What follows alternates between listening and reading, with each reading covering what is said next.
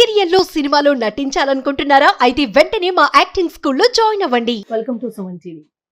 బంగారం ధరలు రోజు రోజుకు పెరిగిపోతున్నటువంటి ప్రస్తుత పరిస్థితుల్లో బంగారం కొనాలంటేనే చాలా మంది భయపడుతున్నటువంటి సిచ్యువేషన్.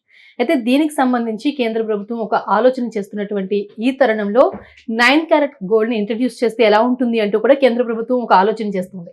అయితే దీనికి సంబంధించి మనతో మాట్లాడడానికి సికింద్రాబాద్ స్వర్ణకార సంఘం నాయకులు దుబ్బాక కిషన్ రావు గారు ఉన్నారు. నమస్తే కిషన్ రావు గారు. నిజంగానే 22 క్యారెట్, 18 క్యారెట్, 14 క్యారెట్ నుంచి 9 క్యారెట్ గోల్డ్ అనేది చూడడానికి వినడానికి కూడా బాగుంది. ఎందుకంటే ఇప్పుడు 1 గ్రామ్ గోల్డ్, సిల్వర్ జ్యువెలరీకి ఎంత అట్రాక్ట్ అవుతూ ఉన్నారో 9 క్యారెట్ గోల్డ్ అనగానే కూడా చాలా మంది ఓకే ఒక 20-25,000 మధ్యలో వస్తుంది, మనకంటూ ఒక ఆర్నమెంట్ అరేంజ్ అవుతుంది అని ఆలోచిస్తూ ఉన్నారు. ఇది ఎంతవరకు వచ్చే ఛాన్స్ ఉందంటారు? దీనివల్ల ఎంతవరకు యూజెస్ ఉన్నాయంటారు? 9 క్యారెట్ అంటే 37.5% అందులో ప్యూర్ గోల్డ్ ఉంటుంది. మిగతా అంతా కూడా సిల్వర్, కాపర్ లాంటి మిశ్రమాలు యాడ్ చేస్తారు. ఈ మెటల్ చాలా హార్డ్గా ఉంటుంది. వైట్ గోల్డ్ కంటే కూడా కలర్ ఇంకా తక్కువ ఉంటుంది. ఓకే, వైట్ గోల్డ్ అంటే 50-50, ఇప్పుడు దానికంటే తక్కువ ఉంటుంది ఇందులో.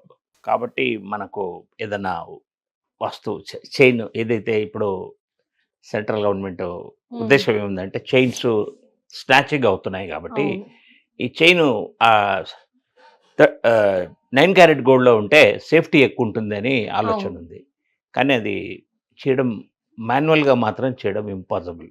ఏదైనా మెషిన్లో చేస్తే చెప్పలేం, కానీ రింగ్స్ ఇలాంటి అయితే వస్తాయి, కానీ సన్నటి గొలుసులు మాత్రం చేయడం కొంచెం కష్టం. ఇప్పుడు చాలా మాన్యువల్ గా చాలా మంది సింపుల్ డిజైన్స్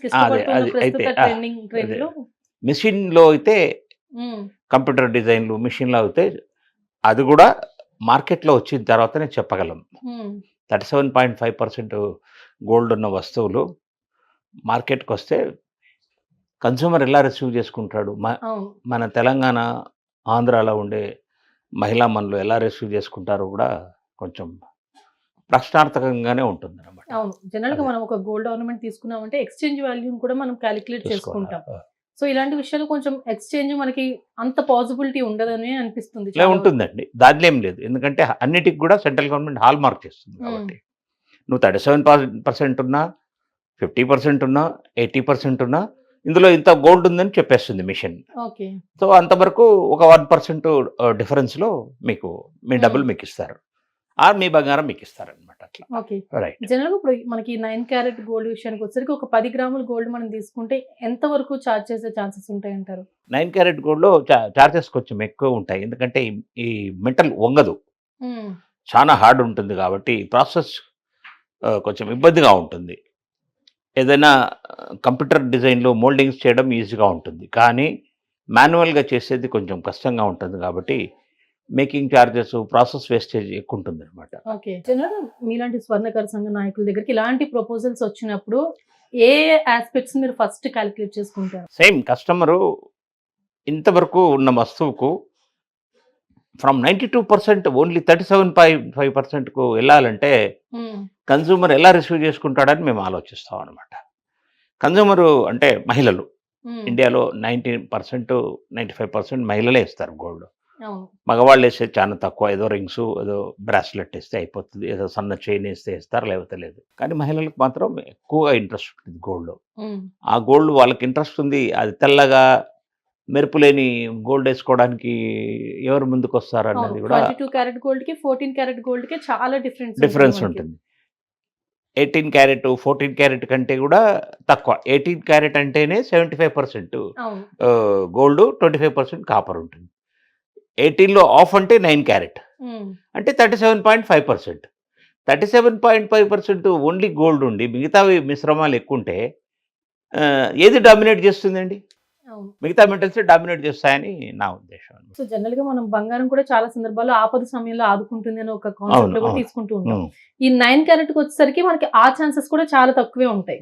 మెయిన్ ఎప్పుడైనా కానీ ఈవెన్ 22 క్యారెట్ కూడా మనం ఏదైనా కుదువు పెట్టాలంటే, అమ్మాలంటే కూడా తక్కువ వస్తుంది. 9 క్యారెట్ కూడా అదే రేషియోలో వస్తుంది. కానీ మనం ఎప్పుడు కూడా 24 క్యారెట్ ప్యూర్ గోల్డ్ ఉంచుకుంటే మాత్రం 99.5% ఫుల్ వాల్యూ వస్తుంది. ఓకే, సో చాలా మటుకు ఎవరైనా నిలువ ఉంటే డబ్బులు గోల్డ్గా 22 క్యారెట్లో ఉంచుకోవద్దు, వస్తువు రూపంలో ఉంచుకోవద్దు. బిస్కెట్ రూపంలోనే ఉంచుకోవాలి. అప్పుడు మీకు ఫుల్ వాల్యూ వస్తుంది. ఆపద Okay. సమయంలో అది ఎక్కువ మీకు రిటర్న్స్ ఇస్తుంది. మిగతావి ఇవ్వదు కదా, ఇస్తుంది. ఒక 10% లాస్ అవుతుంది. సో జనరల్ గా ఒకసారి మనం 9 క్యారెట్ గోల్డ్ విషయానికి వచ్చేసరికి ప్రోస్ అండ్ కాన్స్ రెండు మాట్లాడుకోవాలి.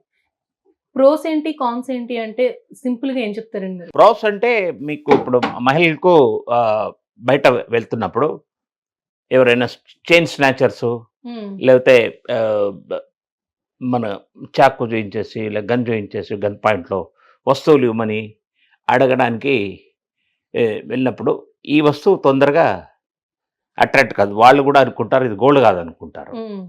దొంగలు కూడా ఇది గోల్డ్ కాదనుకొని వదిలేస్తారు. చైన్ విషయానికి వచ్చే వరకు చైన్లు మెడ నుంచి గుంజాలంటే కూడా రాదు. కావాలంటే ఇక్కడ ఏమైనా స్క్రాచ్ వస్తుంది కానీ గొలుసు మాత్రం రాదు. అంత హార్డ్గా ఉంటుంది, స్టీల్ చైన్ లాగా ఉంటుంది అనమాట. సో కాబట్టి మహిళలకు సేఫ్టీ.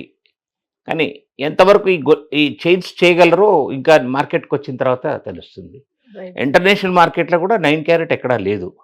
అవును, ఎక్కడ లేదు. 14 క్యారెట్ వరకే మీరు చెప్పినట్టు. 14 carrot, 18 carrot, 20 carrot, 22 carrot. Malaysia మరి హాంకాంగ్ లాంటి దేశాల్లో 23 క్యారెట్ గోల్డ్ ఆర్నమెంట్స్ కూడా ఉంటాయి అన్నమాట. అంటే బంగారం మెత్తగా ఉంటుంది, వస్తువు మెత్తగా ఉంటుంది, కానీ డిజైన్ అద్భుతంగా ఉంటాయి. మెరుపు కూడా అద్భుతంగా ఉంటాయి. ఆల్మోస్ట్ ప్యూర్ కలర్లో ఉంటాయి. అవును, మనకి దుబాయ్ కంట్రీస్ లో వాటిలో కూడా మనకి ఎక్కువ 23 క్యారెట్ ఎక్కువ మనకి కనిపిస్తుంటాయి. మనం ఇక్కడ ఎక్కువ వాటికి ప్రిఫర్ చేయం కానీ మిగతా కంట్రీస్ లో మనకి కనిపిస్తుంది. సో ఓవరాల్ గా ఒకసారి మీ దగ్గరికి ఇలాంటి ప్రపోజల్స్ వచ్చినప్పుడు ఒక స్వర్ణకార సంఘ నాయకులుగా మీరు దీన్ని యాక్సెప్ట్ చేస్తారా, రిజెక్ట్ చేస్తారా? మార్కెట్ కండిషన్స్ ఎలా ఉంటే అలా వాళ్ళకు మాకు పని కావాలా. మీరు గోల్డ్ కొనిస్తారు, లేకపోతే మాకు డబ్బులు ఇస్తారు. మేము కొనుక్కొనైనా చేయాల్సి వస్తుంది. చేయమంటే ఆ కస్టమర్ వెళ్ళిపోతాడు. సరే మీరు చేయాలంటే షోరూంలో దొరుకుతున్నాయి కదా, అక్కడ వెళ్ళి తీసుకుంటా ఉంటారు. కాబట్టి మేము ఎవరికైనా కానీ వాళ్ళు ఏ విధంగా కావాలంటే ఆ విధంగా చేయడానికి ట్రై చేస్తాం. అయితే కొంచెం ఇది కొంచెం కష్టంతో కూడుకున్న పని.